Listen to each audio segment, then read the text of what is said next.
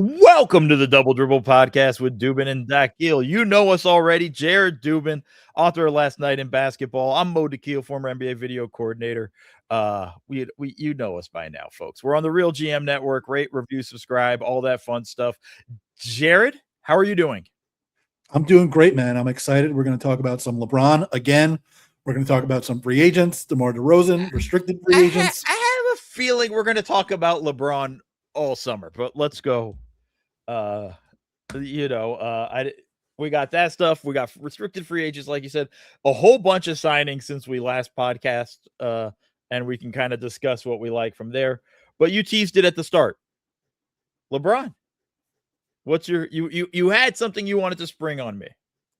Yeah, I'm springing a game on you because there's been a lot of talk about where LeBron James will go, but I want to talk about where LeBron James should go. And with all due respect to Rich Paul's whiteboard that had like 14 teams on it, and one of them was Dallas/Masai with reasons ranging from oil to Macau to a bunch of different stuff, but not Cooper Flag. One of the teams on there was the Knicks, but then Rich Paul said he's not going to the Knicks because the Knicks won the finals, and he would have gone there if the Knicks didn't win the finals. But hey, the Knicks did win the finals. Let's not forget that happened. Anyway, I have narrowed it down to what I think are 6 teams that stand a realistic or semi-realistic chance of getting him, even though 2 of them I think are not all that realistic. And I want to hear from your perspective, what is the best reason for him to go to each of those teams? And then we can take those teams and discuss which of them is actually the best overall. All right. Are you ready? All right. Yeah, let's go. Team number 1, Cleveland Cavaliers. What is the best reason for him to go to the Cleveland Cavaliers, whether it's a basketball reason or some other reason? Honestly, it's just coming back home. Finishing where it all started, finishing where you kind of, I know Cleveland's not Akron, but it's the closest you're going to get to going there. So it's coming. It's more just a homecoming thing than I think anything else. Cause I don't have a lot of great reasons. They got a lot of talent on the roster, so that definitely helps. He doesn't have to carry the team the way he's had to in the past. So I think that's one of the basketball reasons that's very promising with why he would go there. And again, of course, like I said, it's the return home. I agree. The best reason is just the storyline reason. Granted, it's a storyline that we've done already because he has already returned home and then left again, but that is the best reason. Hey, man, Hollywood's out of ideas. We reboot everything. So why not? That's true. All right. Realistic team number 2, the Miami Heat. What is the best reason for him to go to the Miami Heat or to go back to the Miami Heat? So it's not the same narrative as going back home in terms of the Cleveland, but I think it's getting to play again with Giannis and Bam. Like he won't have to do much defensively, really, for the most part. And I think offensively, he can just sort of run the show and help sort of lead them into that regard, I think is probably the best reason. And of course, it's Miami. Yeah, the best reason is it's in Miami. You're mending fences with everybody down there that you didn't end on great terms with, and you get to play with Giannis and Bam is the big thing. Like, yeah, because the talent on the team is not at the point yet where they're ready to compete for a championship, I wouldn't say. I don't think LeBron is even necessarily what that team needs, but it's a team that LeBron might like to play for because he would be insulated defensively and he would get to play with one of the 5 or so best players in the league. So that's a pretty good reason. Yeah, that's pretty. At least pretty from Miami's perspective, it's a pretty good reason. Realistic team number 3, the Golden State Warriors. What is the best reason for him to sign with the Golden State Warriors? Get to team up with Steph, I think is really the most is the actual best reason. I think I agree 100%. Like, I don't think you even need to go further than that. Like, the best reason for him to sign with the Warriors is to play with Steph Curry because that would be really fun. There's a second reason that's non-basketball. It's a 45-minute flight to LA. It's an easy, like you could almost, commute to some degree with that, but it mainly keep your family intact in LA and then you can go visit them on off days. How's the golf in San Francisco? I don't know. I gotta imagine it's pretty good. Steph You would golf think. time. It's got to be great. That's true. That's true. All right. Realistic team number 4. The Denver Nuggets. What is the best reason for him to play with the Denver Nuggets? Similar to Golden State, it's you get to play with Jokic. Like at the end of the day, you get to play like the fun we would have of a LeBron Jokic team, just kind of whipping passes, doing all sorts of amazing things. That would be amazing. Like that would be a lot of fun. That is a thing to kind of keep where I think that's the main reason. 100%. Like basketball nirvana with 2 of the great playmakers of all time playing alongside each other and just watching them figure out how to solve opposing defenses is basically the reason for him to sign there, right? Yeah. Like that, and that's from our perspective. What's the best reason for his perspective? Same thing. Like he gets to play with another basketball genius. He can still be one of the primary playmakers. He gets to play with Jamal Murray too. So he can still be one of the primary playmakers, but he can also play like a secondary, tertiary role like he did last year and sort of ease into what he did down the stretch of the season, but maybe have the ball a little bit more than he did then. Yeah. I think that's a big one. So who do you got for number 5? Realistic-ish team number 5, the Philadelphia 76ers. What is the best reason for him to play there? I don't have a great reason other than, okay, you get to team up with Jaylen Brown. Like, I don't know if that doesn't carry the cachet of teaming up with Steph or with Jokic. No offense to Jaylen. I don't want to end up on a Twitch stream rant. Although it'd probably be good for the pod. But I don't know if there's actually a great reason. I mean, you get to team up with everybody, right? Maxey, Edgecombe, Brown, Embiid's kind of a little bit of an afterthought for me, but with all his injuries and stuff. But when he's right, he's still a beast. I don't know if I'm like over the moon with that one. I am in the same spot. I think the best reason is they're really talented and they have a need at the 4. Like they could really use a player like LeBron, even though like, is he going to be happy there sharing the ball with Maxey and Brown and Embiid? And is Edgecombe going to be happy at that point, being like the 5th guy and almost an afterthought in the starting lineup? Or the Sixers even going to be happy with that? So it's the best reason is they're really talented and they have a need for a player like LeBron. And I guess Mike Gansey is there. Yeah. Yeah, that's the other thing. It's just Mike Gansey's there. Yeah. So realistic-ish team number 6, the Minnesota Timberwolves. What is the best reason for him to play there? Anthony Edwards. Like that's one of those things. Like here's the thing: when he gets to pair up with a star, like especially a young star, and to kind of help carry them over the top, like the narrative. Let's assume he got there and they went and won the championship.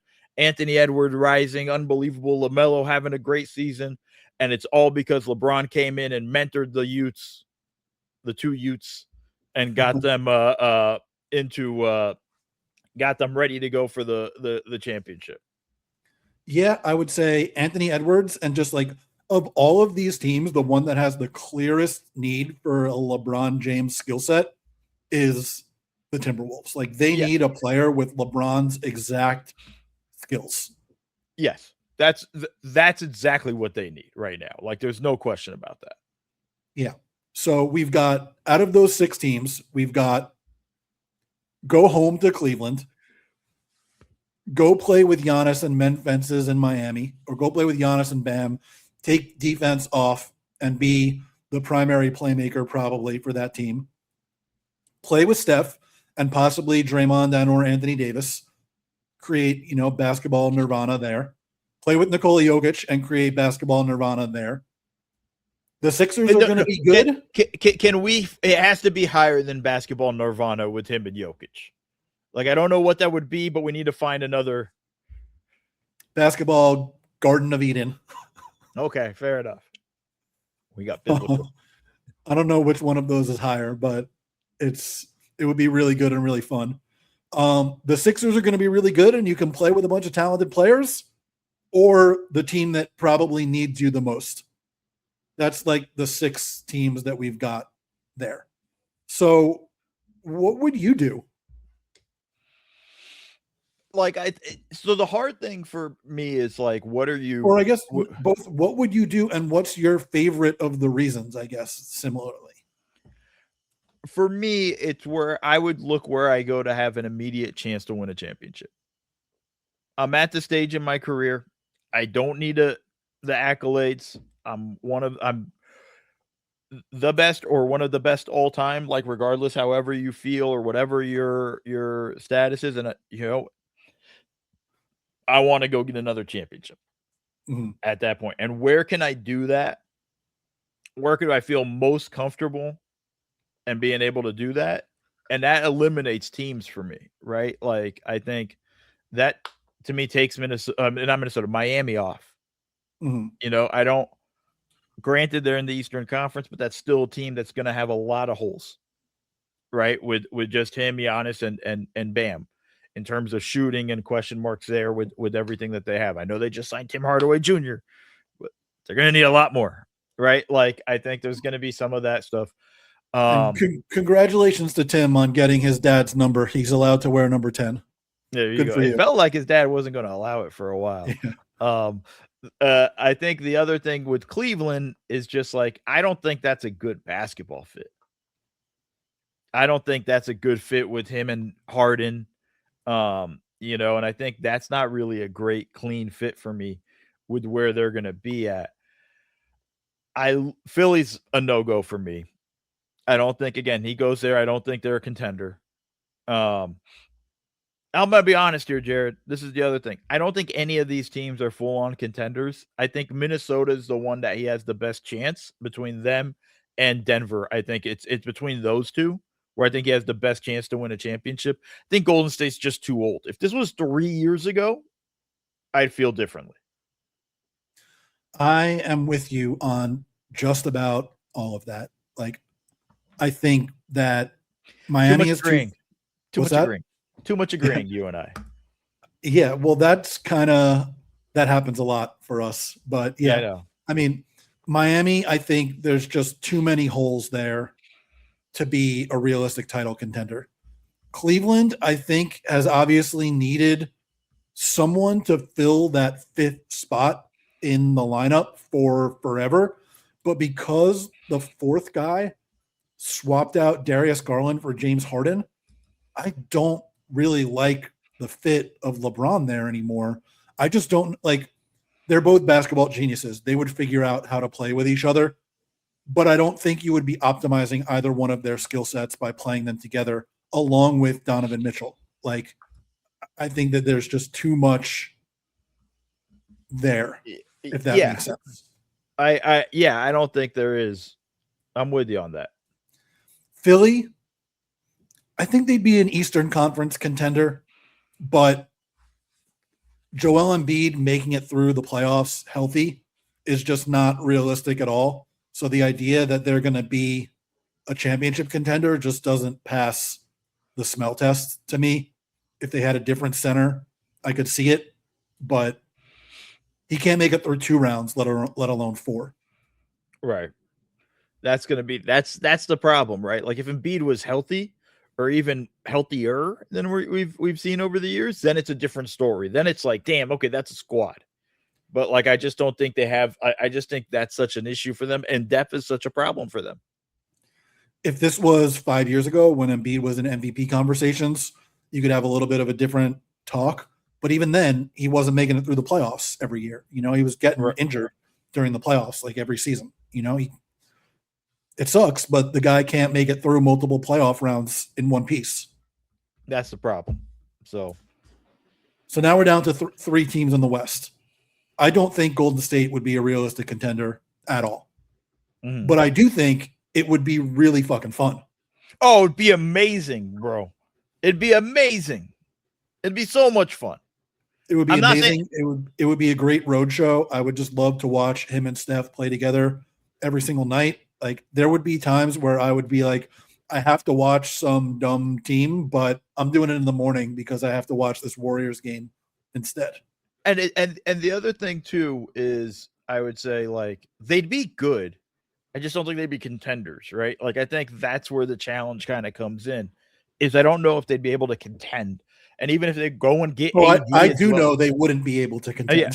But even if they went and got AD, because then it's like I'm just looking at going like, all right, so we're adding injury-prone center to 41 / going to be 42 years old LeBron, Steph, who's quite old, not as old as LeBron, but injury prone. We're beginning to see the miles kind of rack up on him. Same with Draymond Green. Like it gets kind of interesting very quickly where it's like, tough to see. But the nights when it's like amazing, like it will just break the internet.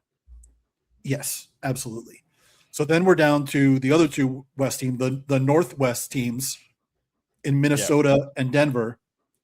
Minnesota has the clearest need. Would be really fun to see him play with Anthony Edwards. If there's anybody that could get through to LaMelo Ball and make him play the kind of basketball at all times that everybody wants to see at all times, it's probably LeBron. And then watching him play with Jokic and even with Jamal Murray every single night would just be incredible. I'm not sure which of those teams necessarily has a better chance of winning the title. Like, I think it might be Denver just because of the idea that, like, you can't count on LaMelo to be healthy either. Right. And Jokic gives you a better chance than Anthony Edwards does, even though Minnesota has beaten them in a couple of playoff series in recent years. I think the ceiling is probably higher for Denver. So that seems like the most logical one to me, but he's only getting the minimum from both of those teams because they can't offer the mid-level exception. And doesn't it just seem like LeBron wouldn't go play for like the Minnesota Timberwolves or the Denver Nuggets? No, like it doesn't. Those are not like the glamour franchises that he's been associated with throughout his career. Like it's been glamour franchises and his hometown team that he was drafted to. Like I just don't see him going to play for Minnesota or Denver. It's not even that to me, but it's like I'm with you. I don't see him going to those places. I don't feel like he's going to, he's going to flirt with them. We're going to get all that stuff. I think if where he goes, it's going to be a place he's been to. Or I shouldn't say that because it's Golden State's where I think he's going to end up. But he's familiar with them so much. It almost feels like he's been there already. He knows those guys and especially Draymond and him being clutch clients and so on. I just don't see this ever kind of happening to Denver. Like the last time like something like this happened for Denver was like Peyton Manning, right? Right. That was 12 years ago. Before that, I don't even really know when that kind of happened. Minnesota, I'm sorry. I don't think that ever happens to you guys. Like, I don't think you ever get that. So I just think with the two teams, I think it's very unlikely he ends up in those situations. And those are the two teams that we probably like the best. That I think he'd have the most impact in terms of like, I can make this team a contender. My thing is like, he's going to go to Golden State. This whole charade, until he doesn't, I don't buy this charade, this whiteboard and this whole thing. And I'm doing like, we should note that Rich Paul is a podcaster now. So he's a content creator and like, they're going to milk this for everything it's worth. Right. Like I joke, like we're going to hear about this. Oh, like this is going to be 2 weeks. And is always going to be like, oh yeah, if the Knicks didn't win a championship, this would have been done. Like to me, you know what this feels like? That time the Knicks interviewed every coaching candidate under the sun, but we all knew it was going to be Tibbs. Right? Like it was literally, we're going to cast the widest net. And they interviewed all guys that were like going to be Tibbs assistants, basically. Yeah, but it was all every time. It was like every time I'd see so-and-so's interviewing for the Knicks job, I'm like, it's going to be Tibbs. It's just, I just, that's what I feel like. And so now those dudes are all just fucking with us. And I'm going to be honest with you, I ain't really messing with it. Like, I'm just tired of it. And I'm not like, just let me know when he signs. Like this, Jared, I'm going to be honest with you. Unless something crazy happens, this is going to be the last time I want to talk about this on the podcast. I feel like the content gods will have us talking about it quite a bit more. We'll see. I'm going to try my best. I'm going to treat it like the Giannis trade. I'm going to find ways to make more content out of this than something else out of this, other than this, because like, I just don't see it. Like, what are we doing here? He's not going to Cleveland to play and watch James Harden dribble 1,000 times. Right? Like, he doesn't fit there. Like, I don't know. But he's hanging out with Brandon Weems in Akron. Okay. Like, all right, great. Like, and that's the type of shit we're going to get. He's going to show up the on-the-ground reporters in Cleveland telling you about every twist and turn on Twitter and whatnot. It's good to have those guys back in our lives. No, it's not. I don't care. Go get a life instead of following this. When he signs somewhere, that's when the news is to discuss. But like at this point, I just think it's dumb. Like we're just chasing our tails. We all know Draymond's not opting out of his contract unless he knows they're getting LeBron. Sorry, like that's just where we're at. And then we got to figure out where Bronny goes. I feel like for his sake, just let the kid stay in LA. He turned into a perfectly fine end of bench player out there. Like his minutes weren't a disaster in the playoffs. Just like let the kid live his own life and have his own career. Yeah, it's really not what's going to happen though. No, probably not. He'll probably get traded to whatever team LeBron signs with, and maybe in advance, so that will give us a clue of where he's going to go. But that's what one. What would your answer be in terms of where you would go? Like which would you actually pick? I'd go with Jokic. Yeah, I'm just not betting on LaMelo. See, I would say we're not likely to win a title with any of these teams. So let me just have the most fun. I'm going to go play with Steph. Yeah. Oh, I thought you meant between the two, Minnesota, Denver. Yeah, I'd probably just go Steph. I'm with you.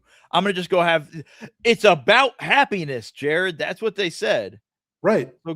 So I'm with you. It's like I said, but that's where he's going to end up, folks. That's where he's going to play with Steph. Go play for Steve Kerr. Go play with your buddy Draymond, possibly Anthony Davis, and just sell out arenas and have a lot of fun for a couple of years. Drink some wine, do whatever you want, play some golf, fly back to LA every once in a while.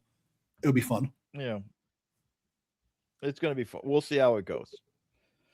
I think that's enough LeBron for me. I'm going to try, folks, to make us not to have to talk about this. I hope to God he decides and we can just talk about it on Wednesday and move on. But we're going to take a quick break. And on the back end, we're going to talk about all the other signings that have happened that have actually happened.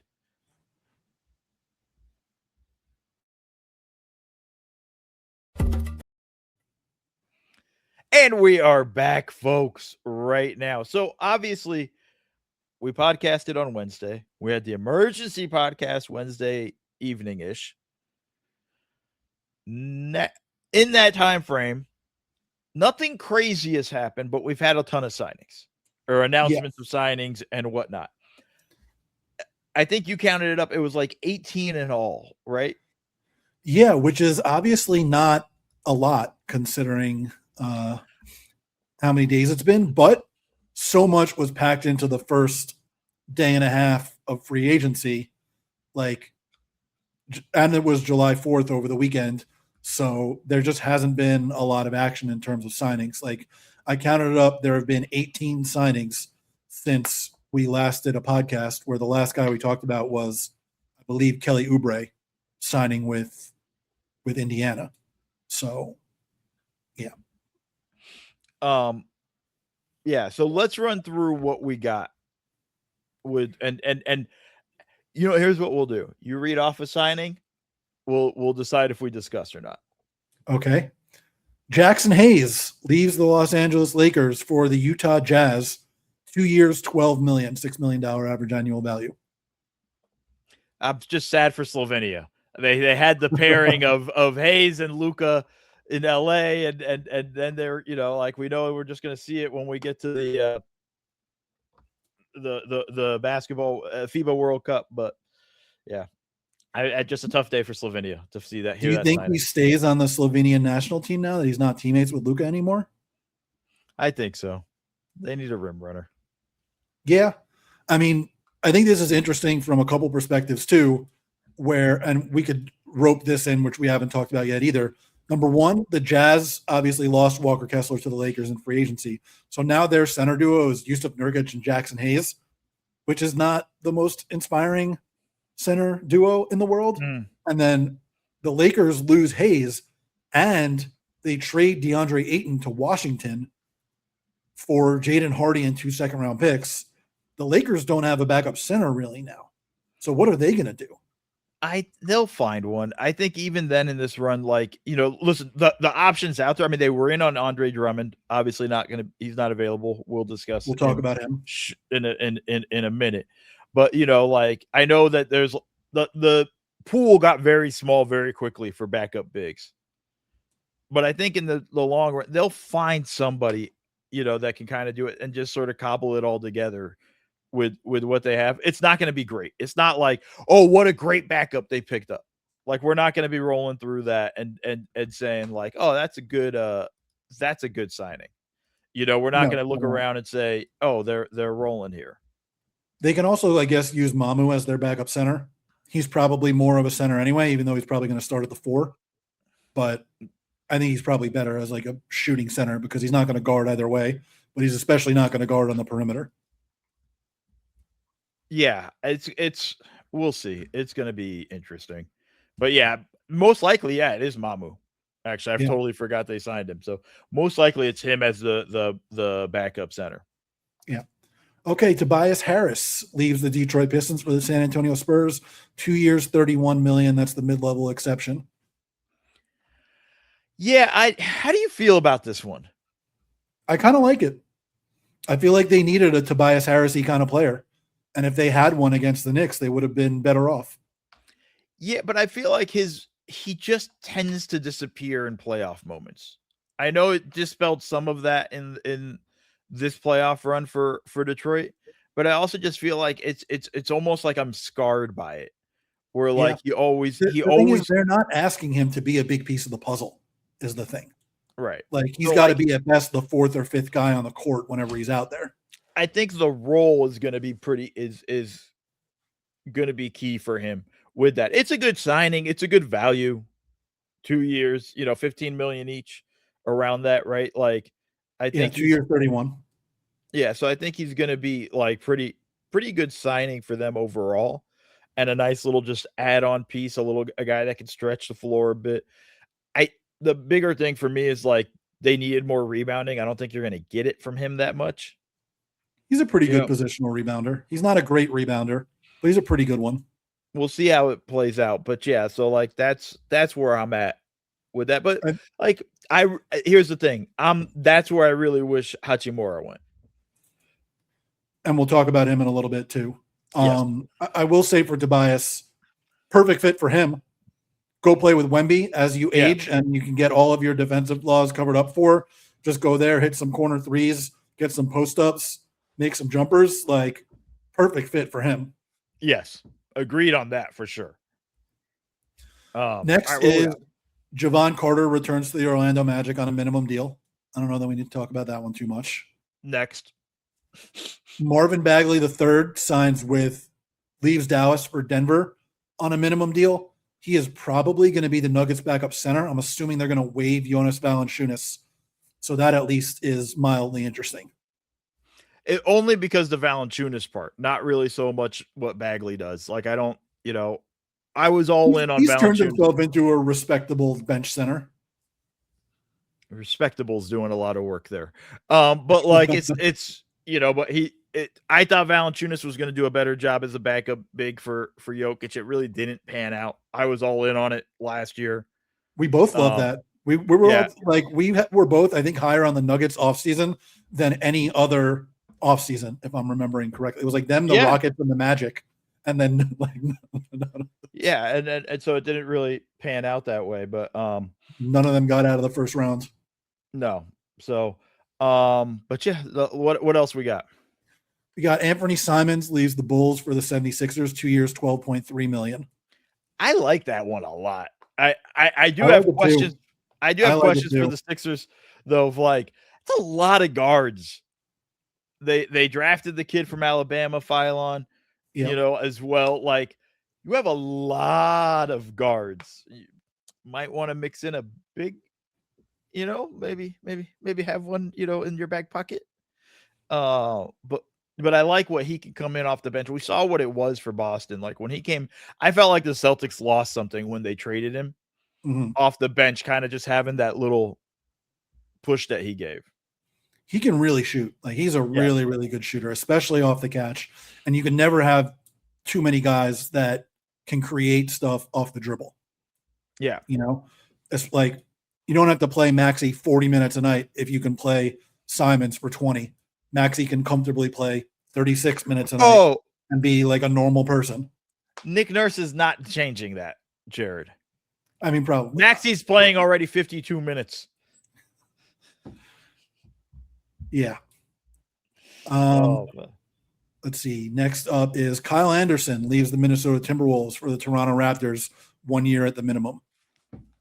I like it. I think that's just add a little more for them. You know, I think we're towards the end of really kind of Kyle Anderson's usefulness. You know, it's not like he got a ton of minutes in Minnesota, but I like kind of for Toronto again. He kind of a nice little pairing, a little with Kawhi. I think in terms of how he comes in off the bench, it can be a little bit of a facilitator offensively for them. I just don't think he's going to play a major role. Neither do I, but I think with Garrett Temple leaving to join a coaching staff, you needed another veteran guy up there, which I think is an interesting use of that spot on Kyle Anderson. But what they really need is more shooting, and Kyle Anderson is the opposite of shooting. Yeah. So we'll see. But you're right about that. Tyus Jones back to Denver on a 1 year minimum deal. Acceptable backup point guard. He's never going to turn the ball over. He forgot how to shoot like everybody else that goes to Orlando last year, but he's usually been a pretty good shooter before that. Yeah, and we just got to see how it works out. But like you said, a respectable backup point guard. I got no notes there. Daquan Plowden got a 2 year, $5.1 million deal from the Kings. Good for him coming off the two-way. Yeah, he played pretty well for the Kings down the stretch of the season. The Kings had a lot of young guys that were like interesting, right, going through it, and he's one of them. And it's again, well deserved in terms of earning that contract coming off the two-way. Yeah, Kenrich Williams goes back to Oklahoma City 1 year, not the minimum, but $5 million instead.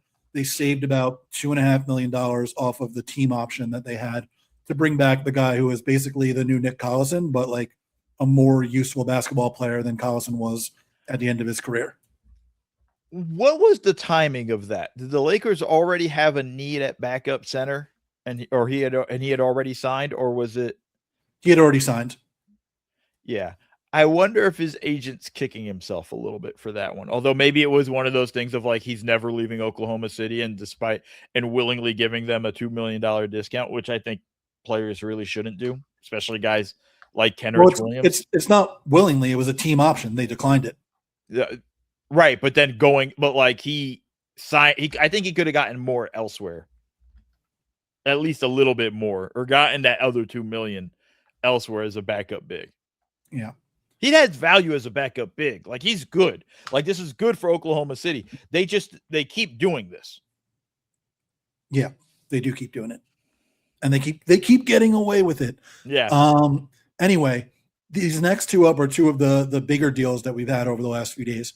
Tari Eason gets a 5 year, $81.5 million deal in restricted free agency from the Rockets.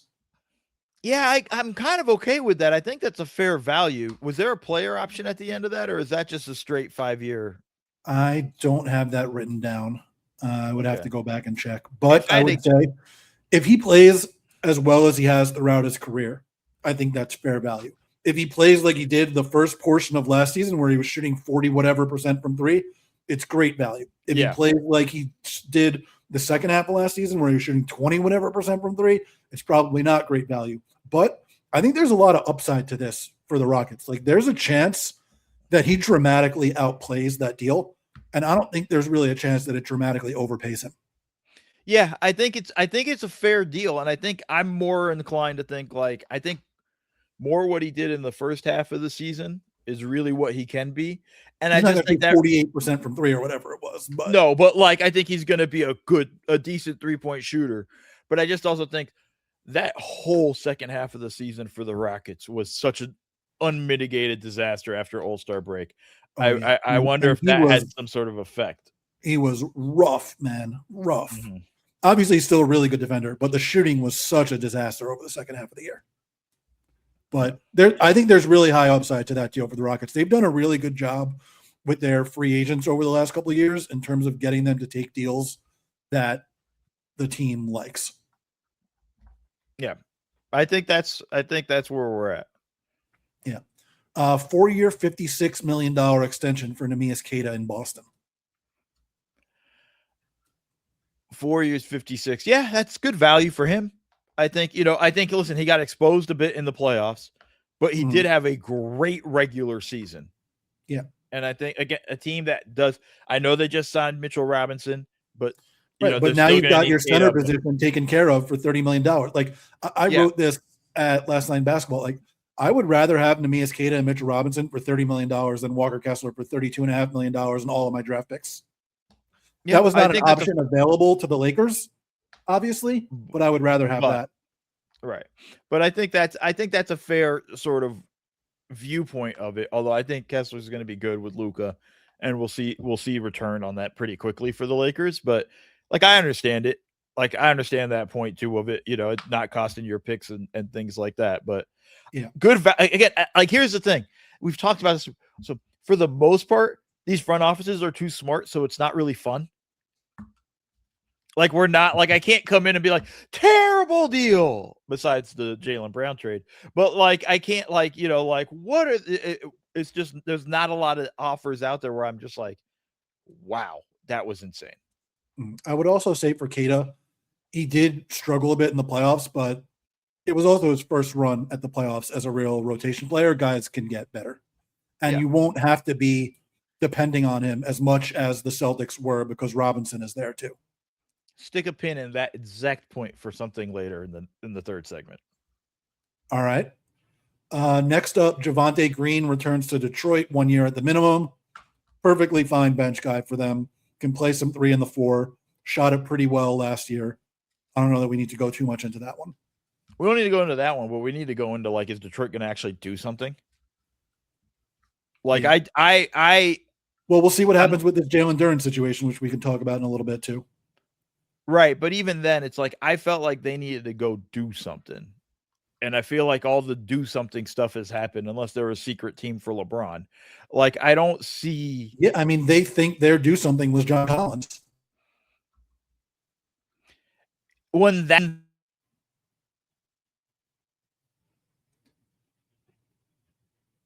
I think your mic just cut out.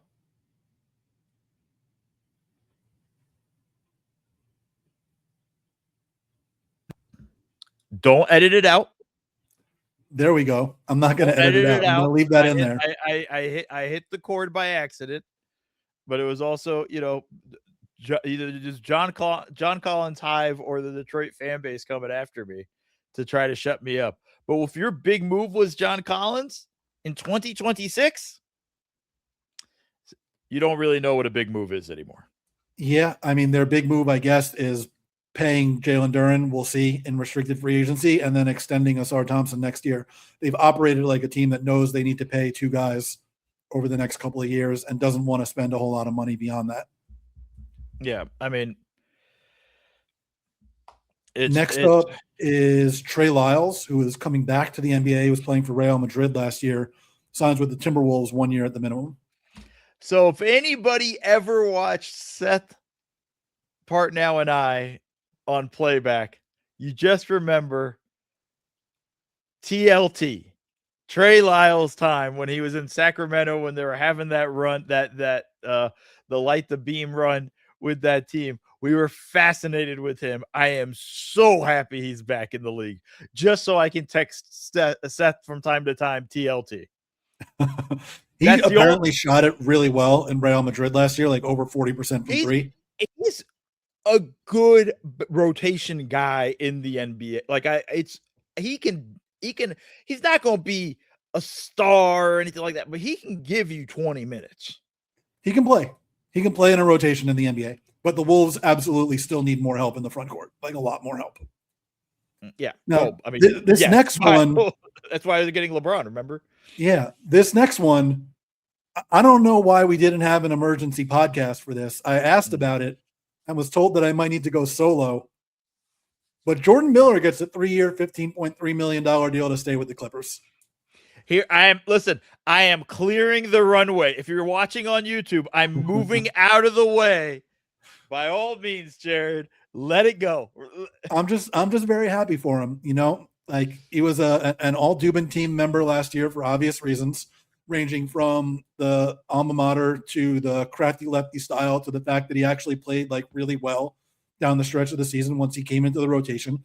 He's going to be a perfectly nice bench guy for them, and it's a well-deserved contract after being on, two ways and whatnot over the first few years of his career. I will say this, folks. Find somebody to love you the way Jared loves Jordan Miller.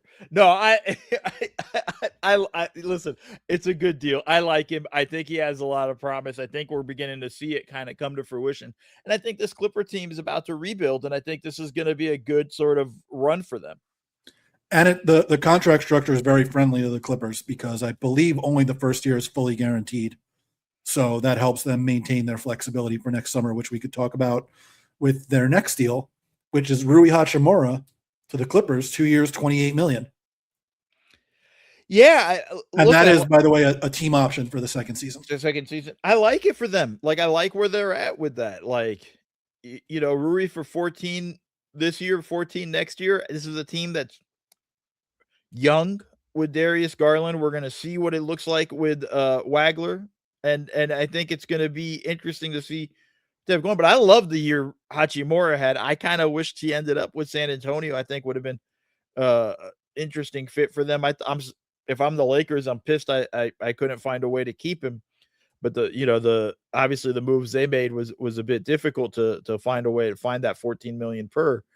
But like, this is a good move for the Clippers, man. And this is kind of like their Batum replacement. Yeah, I mean, I think it's a little bit more than a Batum replacement, just given how good of a shooter he is. He's turned himself into one of the best shooters in the league over the last few years. Granted, I'm interested to see how that changes, if at all, now that he's not playing with LeBron and or Luka. We've obviously seen guys be the best shooters of their lives when playing with guys like that are not quite as good when they leave the cocoon and go play somewhere other than with one of those two guys or both of those guys. So I'm interested to see what happens there. But, Rui can play both forward spots. I'm interested to see also which of him, Chris Dunn, and Derek Jones starts. Or like, do two of them start and Wagler comes off the bench to start his career? I'm just interested to see how the Clippers handle all that because they have like an interesting influx roster situation there. Yeah, but it's a good problem to have too, though, like figuring out. I mean, this isn't a team that's going to contend. This isn't a team that we're going to look at going like, yo, what happened? Like, this is an unmitigated disaster for them. Like, they're in the rebuild stage now, and they're trying to sort of shake out of that. It's very much a team in transition. Josh Okogie, 2 years, $12 million to leave Houston for also the Utah Jazz. That's fine.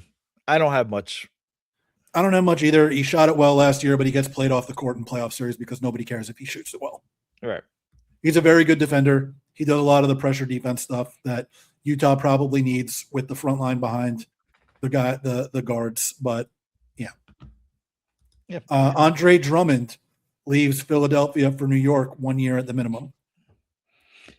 That's a nice signing for New York. I know he's not Mitchell Robinson. He's not as good as Mitchell Robinson in terms of the backup stage, but like he has his moments. He's beginning to kind of spread out his shooting. We'll see 35% from three last year on like 90 attempts. We'll see if Mike Brown's going to let him continue to let those puppies fly. But like, I think it's a good signing for them. We talked about it. We were worried about their backup big situation. Mm-hmm. Ideally, I'd have just gone into the second apron and kept Mitchell Robinson. But in this instance, I don't think it's better than Kevon Looney, who they were talking about.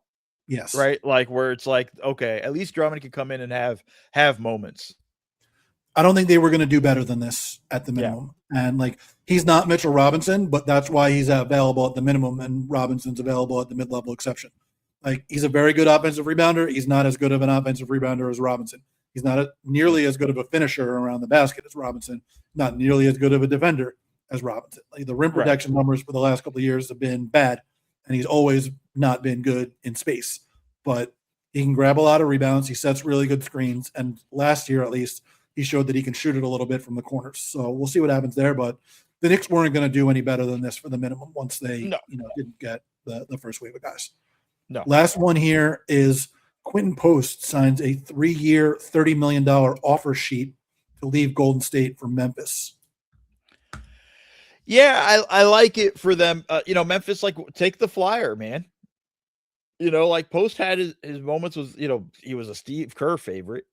Mm-hmm. Would put him in. He can knock down some shots and spread the floor a little bit. Like, I like what they have in that. And if you're Memphis, like, why not? I don't, will be interesting to see if the Warriors match or not. They have 2 more days? Yeah, I mean, it depends when the offer sheet actually gets delivered. It's 48 hours from then. I would love to see how the offer sheet's delivered. Is it like, do we literally have to? It's all electronic now. That's not fun. That's not fun. Let's listen, NBA. Let's make it more fun in this way. Like, I would love to see it being like you getting served. And like, I would love to see a GM just like one day on the golf course and see the guy coming and just run away because he doesn't want to have to start the 48 hours. Do you not remember the Jeremy Lin situation where the Rockets were giving him an offer sheet and the Knicks were hiding from them at Summer League? Yeah. I want more of that.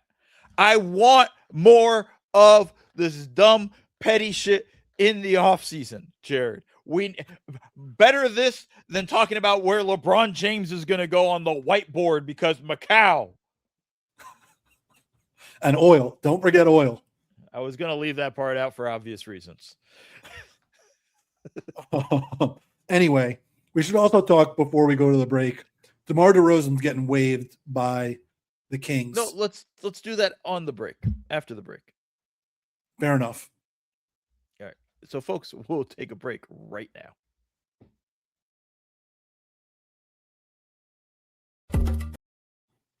All right, folks, we are back. And Jared teased it. He wanted to do it in the last segment. I said, no. We're going to do it in this segment. DeMar DeRozan deserves his own segment. SC guy. You want a funny DeMar DeRozan story? You want a really funny DeMar DeRozan story? So I absolutely want a funny DeMar DeRozan story. Hit me with it. I was coaching junior college basketball at Santa Monica City College. I think if the dates line up, it was like 2005-ish. And okay. I remember, recruiting for junior colleges, especially one that doesn't have scholarships, is just like you need to go find a diamond in a rough somewhere or whatever. So I decide like one night, I'm going to go to this Compton game and see the talent that's there and see what the seniors are going. And there was a dude that was just straight killing. And was this dude not DeMar DeRozan? No, he was DeMar, but I didn't know DeMar DeRozan at this point. Because DeMar DeRozan was a sophomore. But I'm sitting next to somebody, and I don't know the way I would recruit, which is probably why I was never going to be a good college basketball coach, was like for junior college, I would just go to these games and let me see somebody stand out. And then I'll start learning out, who he is and so on. So I see this guy, and I tap the person next to me who's like cheering. I go like, who is that? And they go, oh, it's DeMar DeRozan. I go, oh, cool. Like, they're like, oh, and they see they're like, oh, Santa Monica College. Yeah. All that stuff. I'm wearing the coach's uniform, whatever gear and it's nighttime. So I was wearing jeans. And it turns out like the guy's like, oh, what do you think of him? I'm like, oh man, that kid's real good, dude. Like I go D1, this and that. And the guy's like, oh, you really think so? It's like, yeah. Like definitely D1 or whatever. And I go like, he might even be like he's probably a pro. And I said, oh yeah, you think so? Okay, cool. This that. And then he introduced himself. It was his dad, who was just fucking with me the entire time. Like he knew all of this, right? And I'm like, I looked at him, like, why are you wasting time talking to me? Like, what are you doing? It was just great. One of those nights. I just won't ever forget it because I remember just going like, yeah, I should probably start doing a little more research before I go to games. That's so funny. Anyway, DeMar's getting waived. And presumably will sign somewhere for the minimum. And his contract was only guaranteed for $10 million. The Kings are going to waive and stretch it so that they can get under the aprons. Where would you want him to sign? We're not going to play the same game that we played with LeBron. There's not going to be any whiteboards. But where would you want him to sign? Like, where do you think's a good landing spot? I guess Miami. They just need somebody else who can create a shot. Yeah, it's probably going to be Miami. But the thing is, they need shooting so badly down there, the Heat, and he is not that. That's the thing, though. But like, I know they already have like the mid range. Like, he's good. Anytime he tries to pull up an elbow jumper, he's going to bump into Bam. But like, I think like there's going to be like, they just need scoring. I don't know if there's a lot of spots. Like, I don't know if he's going to go join a contender and be a ring chaser. Like, I don't know if a contender is really in need. Let me ask you this. He's come off the bench for, I think, 4 games in his career, and they were all his rookie year. Is he going to, like, come off the bench? If he goes to a contender, yes. If he goes to Miami, he goes to any real team, yes, right? Like, he's going to have to. I mean, like, Miami's a real team probably, and I don't think he'd come off the bench there. Who are they starting? Wiggins, Mitchell, Giannis, Bam, Hardaway or Larson. You need a shooter. Yeah. It's interesting. We'll see. But, like, you're right. They do need a shooter, but man, I don't know. It's going to be interesting to see where he ends up. Like, it is on a minimum. It's going to be a team that takes a flyer on him. I don't know if he ends up. God, like, there's just not a clean fit of like, oh, that's a great DeMar DeRozan fit. Well, yeah. I mean, the guy is in his late 30s, is not quite as good as he used to be. The skill set is valued, but not as valuable as I think it seemed when he was at his peak, right? Like, tough mid-range isolation player, when you're not the best at it, is not a hugely valuable skill set, even if teams do need guys that can do that on their roster. Yeah. And that's why it's going to be interesting to see where he ends up. Like, I think he's going to end up somewhere where we're just going to be like, oh, okay. Ends up in like Denver, we're going to be fine. Okay. Fine. I got friends in like Knick fan group chats being like, oh, can we get DeRozan? And I'm like, why would he do that? Was he going to be Jordan Clarkson for the Knicks? Like, why would he want to do that? Yeah, I don't really buy it. No. All right. So we can talk about the restricted free agents now. The 3 big guys that are left are Jalen Duren. Why am I drawing up? Jalen Duren, Peyton Watson, and Benedict Mathurin. Yes. The Duren situation is getting strange, I would say. I mean, the Duren situation is getting to the point where, like, and I kind of agree with Detroit to this respect, though, of like, just because you qualify for the $200 million max doesn't necessarily mean we have to give it to you. Absolutely. You know, and I think that's kind of the thing there. So, like, and they're saying, like, nobody else can give you this. Right. Why especially now with all the cap space teams off the board, essentially. Yeah, like, why should we? And I kind of like where they're at. Of course, there is a massive backfiring opportunity in this, right? Like, when this can create problems within the relationship between the player and the franchise, and sometimes it bleeds into the locker room with those things. I think you said earlier too, like, just because Keita had a really bad not a bad playoffs, but struggled in the playoffs, so did Duren. There was no questions about it, and it was really bad and embarrassing. But also his first time in the playoffs, also his first real experience.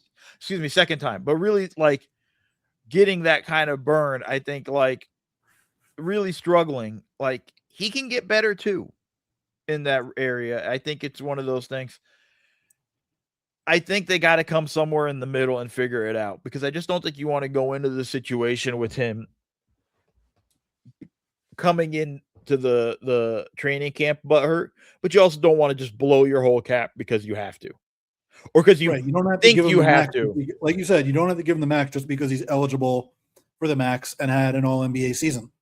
Like, if you don't think he's a max player, don't give him the max, especially in this new environment. Like, we could talk about it more when we get to Jaylen Brown in a minute, but part of the reason that Jaylen Brown got traded is because there's a disconnect between his salary and his perceived value around the league, and you don't want to get into the same situation with Jalen Duren.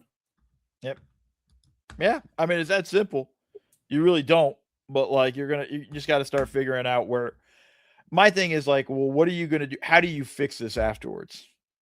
Right? It's not the mending fences, but like, what's the replacement for Duran in the future, right? Like, or what's the sign and trade if there is one for him? Like, I don't know what you're doing. And this is what I go back to where I just look at Detroit. Like, I don't think they went into this offseason very, very well prepared. Either that or whatever the plan was, they just didn't execute it very well.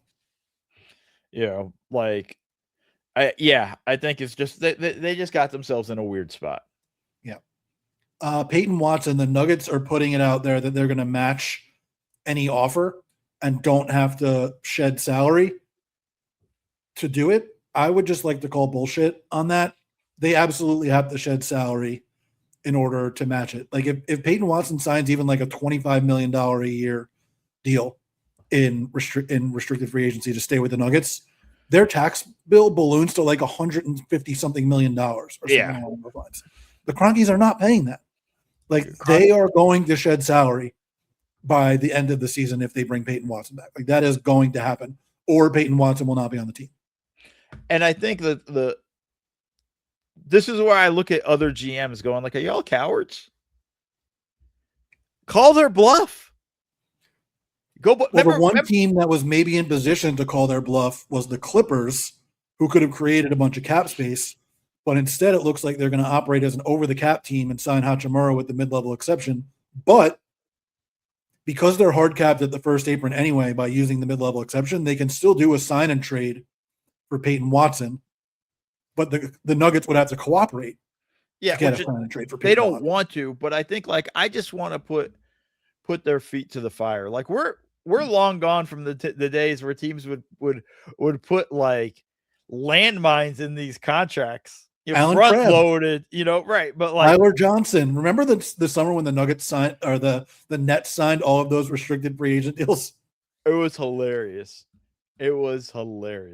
But like I think like but none of these teams want to try to do anything like that, and I'm just like, Peyton Watson's good, dude. I think they get out of the first round if he was healthy. Right? Certainly possible. I mean, they obviously needed him guarding the guards in that series. Yeah, I think like he can freaking play, and like he's a key piece. Obviously, why they want to keep him, but I just think they're in a very interesting sort of conundrum of how to, and they're trying to just scare everybody off. Right. I'm just shocked nobody's calling the bluff. I guess there's no more teams to really do that at this point. Even if nobody calls their bluff and they just want to bring him back, they still have to trade somebody. Like there's just no way they're going to pay that tax bill. No, the Crockies, no way. No. So Benedict Mathurin, last one. I feel like this is headed for the qualifying offer. Yeah. I don't think there's much. I don't think the Clippers are going to offer a big number for him. I think, and if I'm him, I bet on myself. He had moments with the Clippers last season. I know some people are very indifferent, but like he paraded himself to the free throw line at will once he got to the Clippers, just like a free trip to the line every single time down the court. And I mean, look, there were runs where it was him and Kawhi going back and forth. Yeah. There were even times where like Kawhi deferred to him. Like there was stuff, and this is obviously before Garland got back on the floor. Like I kind of just take the qualifying offer, I think, and this is the bet on yourself guy for next summer. The only thing about that is he might be pretty far down in the pecking order for the bet on yourself thing to work out between Garland, Ingram. If Wagler starts ahead of him or Wagler doesn't start ahead of him, then you got to share the backcourt with him. Like there's a lot of mouths to feed, even though they're not like Kawhi level mouths to feed. But they're also going to need somebody to score. And I know they have Ingram. I know, and we'll see what Garland does and things like that. Like I think there'll be opportunities for him. Yeah. All right. I know you have a rant that you want to go on about Jaylen Brown. So let's end with that. Well, I just like we did our emergency pod, and then afterwards, and really for like the past few days, it's been utterly ridiculous, the narratives that have come out, and I don't want to call it a smear campaign, but it feels like it. The Boston saying, he's had Derek White had a better season than him. Like bullshit. Like stop it, folks. Like the reason why you won 50 something games was because of him. Like, let's just be honest with that. I know what the on-off numbers say and things like that. There was a time when the on-off numbers would tell you that the Spurs defense was better with Kawhi Leonard off the floor. I remember Like those that, days. that's absurd. Like, there's just a level of like, hey, maybe Boston's bench is just really good. And when Boston's bench plays another team's bench, they do really well. Like, just simple, like there's a level of like the analytics community kind of like taking all these shots of like, we don't value, like he shouldn't be valued. This is when you give analytics a bad name, right? Because anybody who watches the games sees it and can say like, nah, that dude's a baller. That dude can play. Now, he may not be, I don't think he's a top 5 guy. I don't think he's, like I think he's, when he's having his best season, he's in the top 10. But I think he averages out in like, the 11 to 15 range, sometimes 11 to 20, depending on how everybody else's season is going. But like, he's still a top 20 NBA player right now. And I think it's just kind of absurd, sort of the run everybody is making, because like the stuff we're seeing is just absurd. I think that this trade was way more about the disconnect between his salary and his performance than between his performance and how much it's valued analytically. Like, if you are a top, let's say, 25 player in the NBA in a given year, but you're paid like a top 5 player, that's kind of untenable in the league at this point, given the way the salary cap rules work. You have to be a top 5 player to be paid like a top 5 player for your team to value you at that level and for the rest of the league to value you at that level. And he was, by many accounts, a top 10 player in the league this year, at least. Like, if Luka and Cade hadn't been eligible for All NBA, then he would have been a first-team All NBA guy and finished in the top 5 of MVP voting. As it is, he finished 6th and second-team All NBA, which is really, really good. I would say that is generally above the level where he plays in a given season. And part of the reason that he was up there was because there were a bunch of guys that were injured this year. So if he's like a borderline third-team All NBA guy, you're talking about a top 20, top 25 player in the NBA that gets paid like a top 5 guy. That's the disconnect to me. Not like Jaylen Brown isn't a top 50 player. Like, he's clearly a top 50 player. Like, we don't have to be ridiculous about this. We don't have to be ridiculous and say he's a 7th best guy on a team, as if that's what some teams' model said in a given year just because of the on-off splits. Like, we can acknowledge reality and say there's a disconnect without also getting ridiculous about it. Yeah, I think you're looking at it in a way too, where it's like, I think also the extension coming up. Yeah, was especially because, and Nate Duncan and Daniel LaRue talked about this on their podcast. A lot of people are making the second apron the boogeyman. The real issue is that the cap isn't going up as fast as teams expected. Yeah, teams expected the cap to rise faster than contracts. They thought the cap was going to go up 10% every year, and that contracts would go up between 5 and 8% every year.